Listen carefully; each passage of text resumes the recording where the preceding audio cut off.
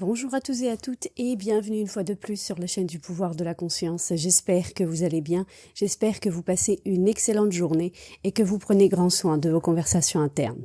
Aujourd'hui, je vous partage un chapitre d'un des livres de Connie Mendez intitulé « La formule infaillible ». Avant de commencer avec la lecture, je vous invite à vous abonner à la chaîne si vous ne l'avez pas encore fait et n'hésitez pas à partager son contenu si vous pensez qu'il peut aider des personnes de votre entourage. Sans plus attendre et en vous remerciant de votre temps précieux, on commence avec la lecture. Connie Mendez, une formule infaillible. Nous avons convenu que chaque esprit humain contient une accumulation d'opinions, de convictions ou de concepts erronés, contraires à la vérité et en conflit avec les principes fondamentaux de la création, et qu'il se manifeste perpétuellement dans les conditions extérieures sous la forme de toutes ces calamités et souffrances qui affligent l'être humain et le monde en général. Les maladies, les accidents, les douleurs, les conflits, les désaccords, la pénurie, les échecs et même la mort. Heureusement, rien de tout cela ne correspond à la vérité de l'être. Heureusement, il existe un moyen d'effacer toutes ces fausses croyances et de les remplacer par des croyances justes, qui produisent non seulement des conditions et circonstances positives, bonnes, heureuses, justes, mais qui, une fois l'erreur corrigée et la vérité établie dans le subconscient, empêchent à jamais le retour de ces événements négatifs dans nos vies.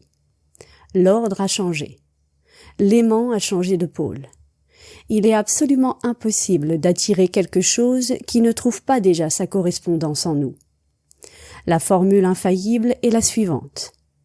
Chaque fois qu'il vous arrive quelque chose d'indésirable, que vous tombez malade, que vous soyez victime d'un accident, volé, offensé, dérangé, ou que vous soyez la cause d'un mal envers autrui ou envers vous-même, si vous êtes affligé par un défaut physique, moral ou de caractère, si quelqu'un vous déplaît, si vous le détestez, ou si vous aimez trop et souffrez pour cela, si la jalousie vous torture, si vous tombez amoureux de quelqu'un qui appartient à un autre, si vous êtes victime d'une injustice, ou victime de la domination d'un autre. La liste est interminable, alors ajoutez la condition qui vous affecte. À ce moment-là, connaissez, sachez la vérité.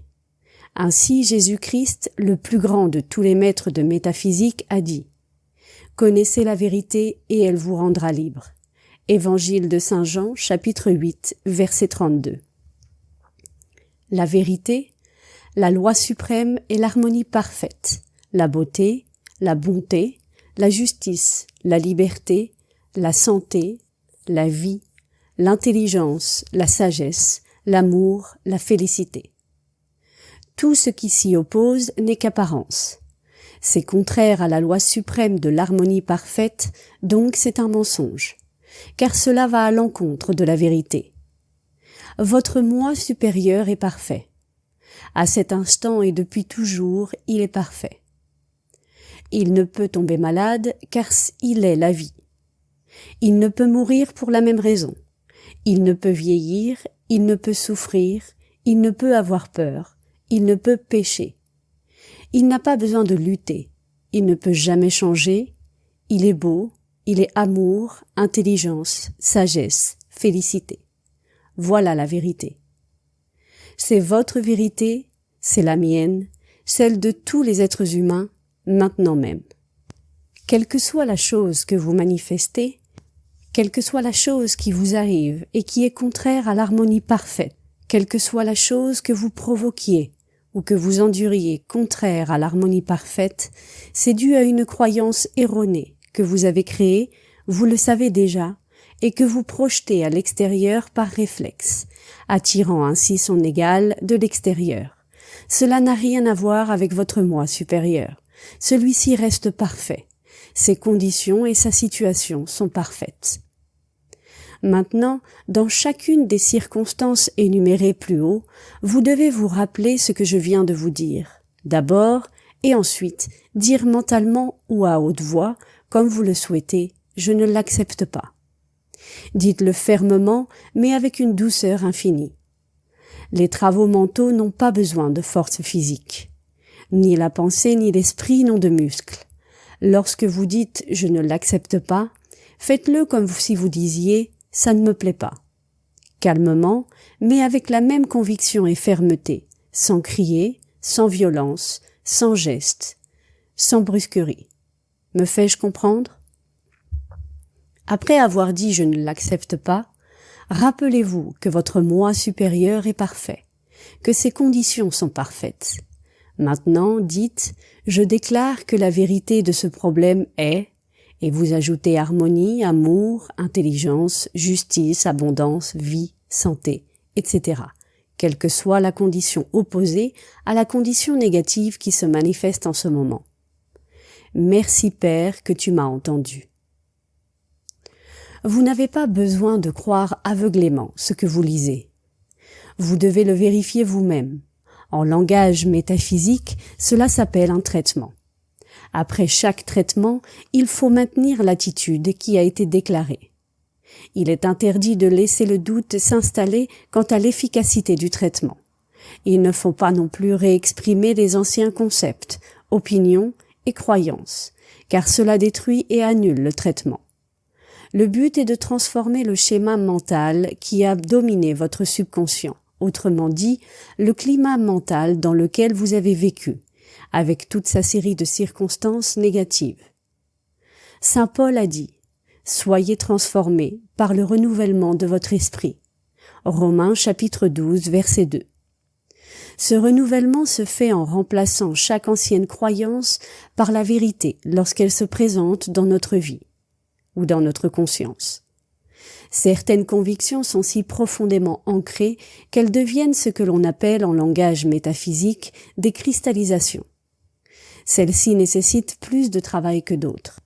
Mais chaque négation et chaque affirmation faite par rapport à ces cristallisations efface progressivement le dessin initial jusqu'à ce qu'il disparaisse complètement, laissant seulement la vérité. Vous verrez des miracles se produire dans votre vie, votre environnement et vos conditions. Vous n'avez pas de défauts, seulement des apparences de défauts. Ce que vous percevez comme des défauts moraux ou physiques est transitoire, car en connaissant la vérité de votre vrai moi, votre Christ, votre moi supérieur, parfait enfant de Dieu fait à l'image du Père, les imperfections que vous présentez au monde commencent à s'effacer. C'est un fait vérifiable. Tout étudiant en métaphysique chrétienne peut vous confirmer ce que je viens de vous dire. C'est la grande vérité. Ne l'oubliez jamais. Commencez à la pratiquer dès maintenant. Plus vous la pratiquez, plus elle se réalise, plus vous progressez et plus vous vous sentirez heureux.